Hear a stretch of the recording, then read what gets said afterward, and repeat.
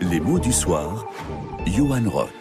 On est ensemble jusqu'à 23h dans ces mots du soir du mercredi. Tous vos témoignages, vos expériences de vie au 0810 055 056. Et puis vous pouvez également m'écrire sur Instarock, ma page Instagram, ou sur francebleu.fr. Les mots du soir, un petit déroulé s'affiche lorsque vous cliquez dessus. Vous m'écrivez quelques mots, vous laissez vos coordonnées et on vous rappellera. Bonsoir Clémentine. Bonsoir Johan. Clémentine, dites-moi d'où vous m'appelez et quel âge vous avez? Alors j'ai 48 ans et je vous appelle de Seine-Maritime, entre Rouen et Le Havre, un petit village appelé Côte-Bec-en-Caux. Vous faites quoi dans la vie? Oh là, genre j'ai plusieurs casquettes. Je suis préventeuse HSE, pompier sur des bateaux et ambulancière. D'accord. Mais alors aujourd'hui, par exemple, vous avez fait quoi? Ah, aujourd'hui j'étais chez mes parents couper du bois. Bon, c'est pas mal aussi. Vous ramassez pas des champignons par hasard? Non, mais mon père, oui, c'est un Bon. spécialiste et on a une grande forêt domaniale et il connaît des petits coins, mais il veut pas me le donner pour l'instant. Bon. Alors s'il m'écoute, qu'il m'appelle, hein, parce que j'aimerais avoir avant 23h quelqu'un qui me parle de champignons. De quoi vous souhaitez-vous me parler ce soir, Clémentine? Ben, peut-être de la transidentité. Bah pourquoi pas. Racontez-moi un petit peu votre histoire. Voilà, donc moi mon parcours a été un petit peu long. J'ai fait mon coming out très tardivement, malgré des recherches vers les 18-20 ans, où est-ce que je me recherchais parce que j'étais pas bien dans mon corps, pas bien dans ma tête. Donc à l'époque j'ai essayé les garçons. Les garçons, je me suis dit non, c'était pas du tout ça. Euh, Après, en cherchant toujours vers la trentaine, j'ai vu un blog sur Internet d'une femme transgenre qui habitait dans le sud. Et ce qui était incroyable, c'est quand je lisais son histoire, c'était un copier-coller de ma vie, de mon histoire.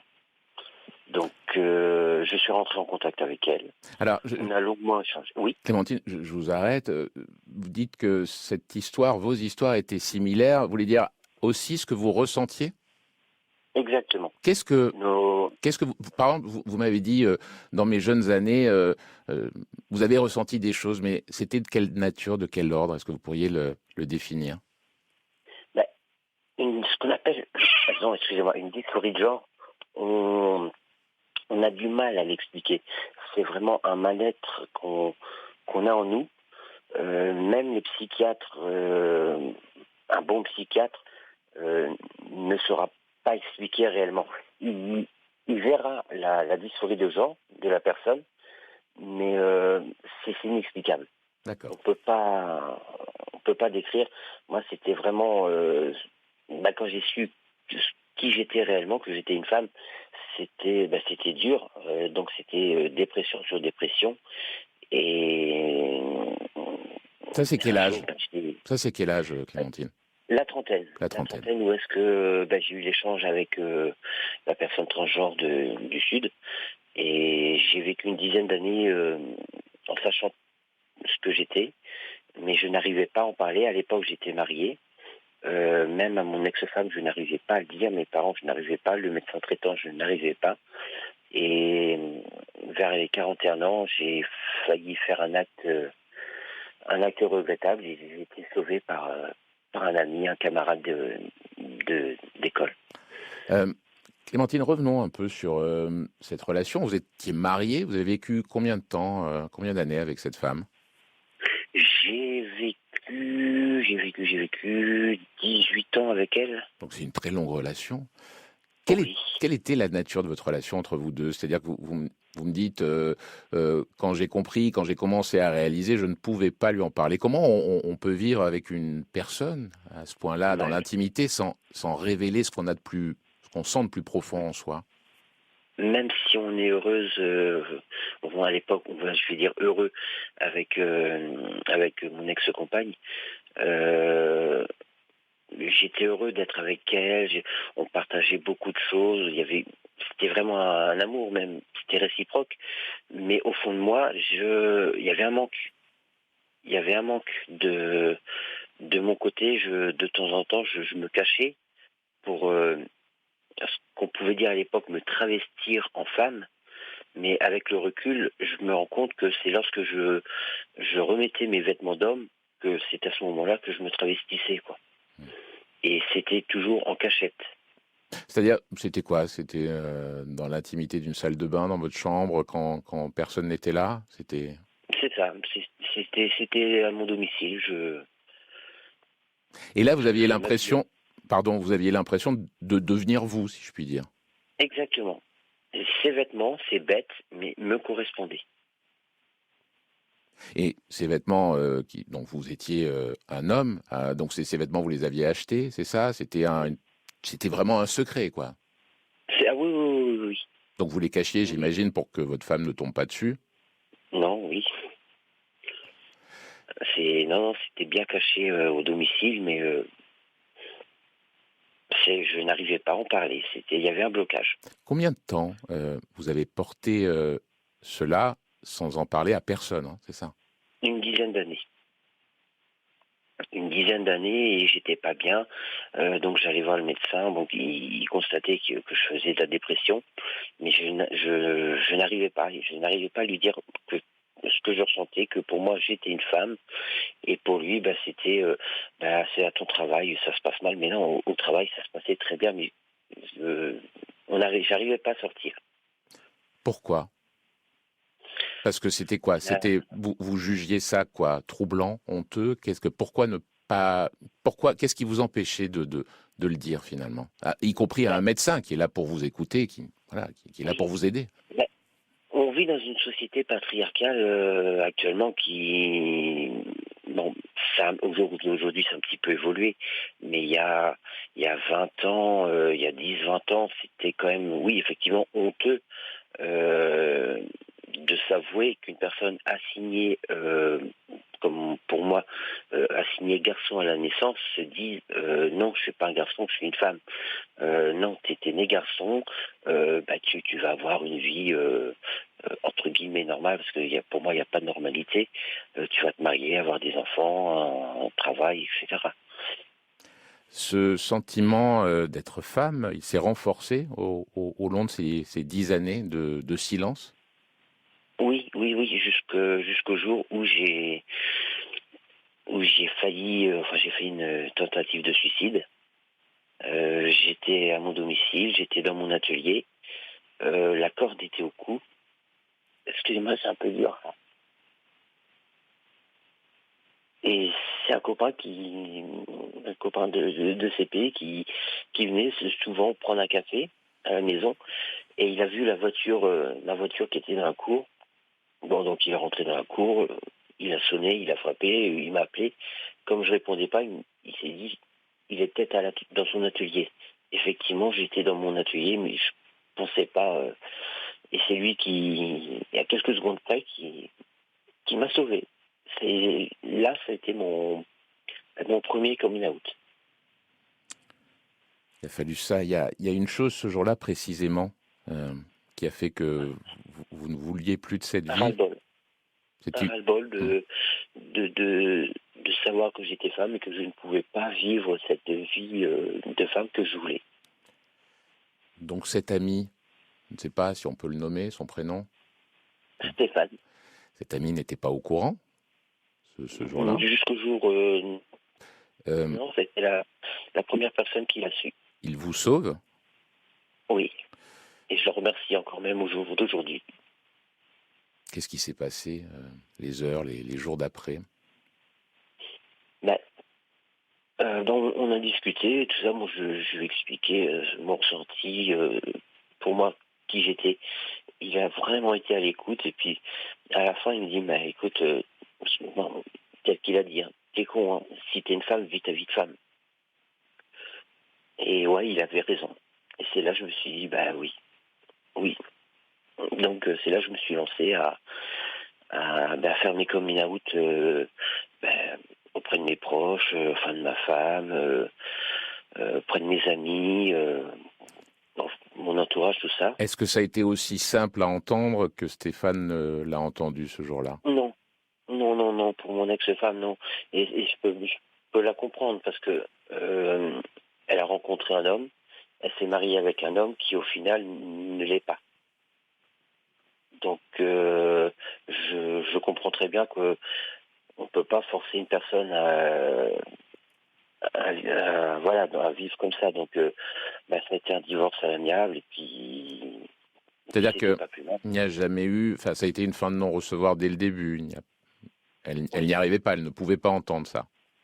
Non, non, non.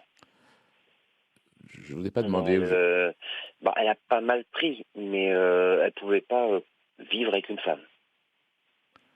Vos Parce amis, qu'elle était hétéro, donc... vos amis, vous en avez? alors j'en ai perdu énormément, mais je me dis que c'était pas des amis, c'était des personnes de passage dans ma vie. Euh, S'ils l'ont pas apprécié, s'ils n'ont pas accepté, s'ils sont partis, à la rigueur, tant mieux. Tant mieux. Et au jour d'aujourd'hui, j'ai de véritables amis. J'ai des vrais amis qui m'entourent, mais faut voir comme. Et je leur dis vraiment un grand merci, parce qu'ils sont là pour les bons et les mauvais moments. C'est ça qu'on attend d'un ami. Clémentine, vous restez un peu avec moi. On va faire une Oui, pause et on va continuer cette conversation. Et évidemment, vous qui nous écoutez, si non seulement vous reconnaissez dans l'expérience de la situation de Clémentine, ou si tout simplement vous souhaitez réagir, cette émission est aussi faite pour ça, au 0810 055 056, comme tous les soirs. Jusqu'à France Bleu dans cette libre antenne du mercredi. Depuis quelques minutes, je suis avec Clémentine qui, durant de longues années, était un homme avant de se révéler à elle comme aux autres. Qu'elle est fan, Clémentine, vous êtes toujours avec moi. oui, toujours. On a parlé beaucoup de la psychologie, de ce sentiment que vous avez ressenti en vous. On n'a pas ou très peu parlé de l'apparence physique. Quelle est-elle aujourd'hui pour vous? Alors, suite à 2 opérations que j'ai subies fin 2021, je commence à m'aimer, à aimer mon corps. Expliquez-moi ça. Euh, Avant, lorsque j'étais assigné homme, parce que, comme vous aviez dit, c'était un homme, non, j'étais assigné homme, mais j'étais une femme. Donc, lorsque j'étais assigné homme, j'avais cet attribut euh, en bas qui, bon, pendant des années, bon, voilà, mais sur la fin, lorsque je savais, me gêner. Mhm. C'était vraiment une dysphorie génitale de ma part et c'était c'était terrible, quoi. Et lorsque j'ai commencé ma première opération, donc j'ai fait mon coming out, j'ai vu des spécialistes endocrinologues qui m'ont passé des hormones, la poitrine a commencé à se développer.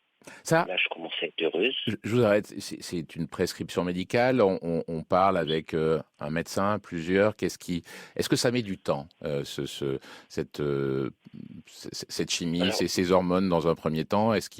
Combien de temps ça a mis pour vous? alors pour moi, ma prise d'hormones, ma poitrine a commencé à se développer environ 3 mois et demi après le début, par des petits picotements au niveau des mamelons et tout, ça a commencé à pousser. Mais oui, la prise d'hormones est prescrite par un endocrinologue qui, juste avant, nous fait toute une batterie d'examens sanguins, électrocardiogramme, IRM, etc.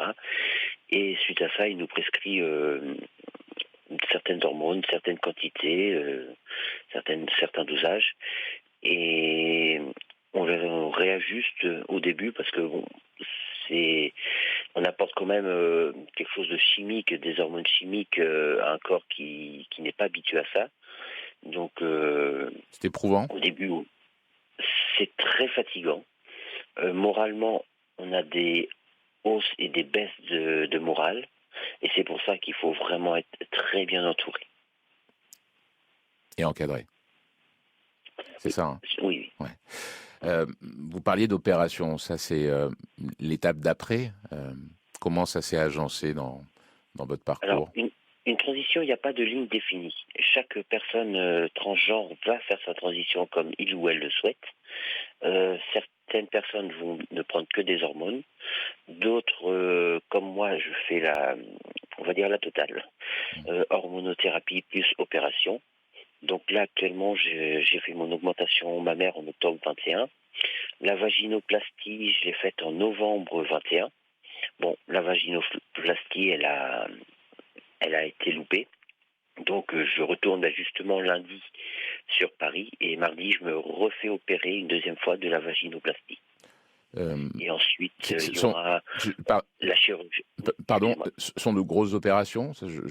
Oui, Ouais. oui. Alors bon, l'augmentation mammaire ça dure 1 heure et demie, ça va encore, mais la vaginoplastie que j'ai subie à Lille, ça a duré 5 heures et demie.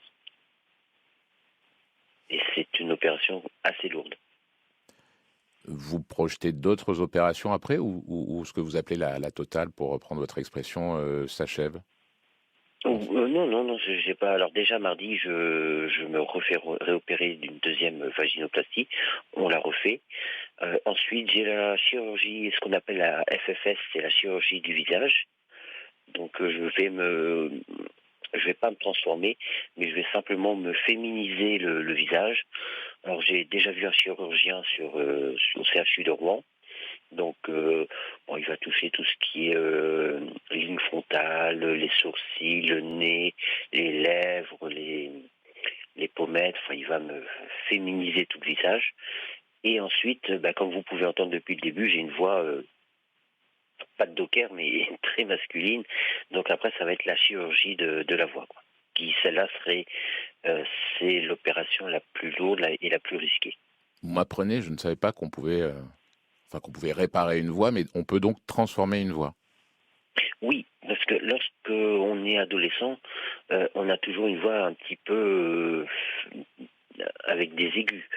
Et avec la puberté, les cordes vocales s'élargissent pour une personne d'assignée, enfin du sexe masculin.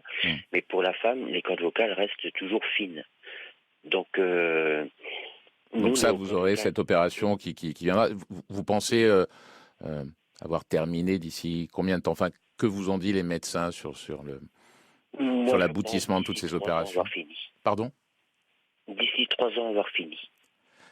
Est-ce qu'aujourd'hui, celle que vous voyez dans la glace est déjà un peu plus conforme à celle que vous êtes intérieurement? Oui, oui, oui, oui, tout à fait. En quoi?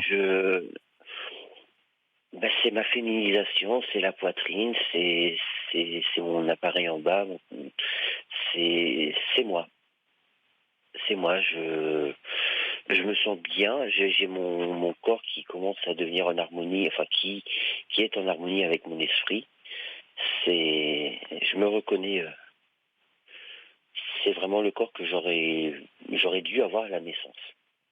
Et aujourd'hui, psychiquement, intérieurement, est-ce que vous êtes différente de la personne que vous étiez il y a 10, 15, 20 ans? Ou c'est toujours la Non, même non, finalement, mais qui s'est révélée? non, c'est toujours la même. J'ai d'ailleurs une petite histoire. J'ai un ancien collègue de travail à qui qu'on se voit toujours aujourd'hui. Donc j'étais allé voir, je lui avais expliqué mon coming out, que j'étais pas un homme, que j'étais une femme et tout. Donc pendant 3 quarts d'heure, on a parlé et tout et tout.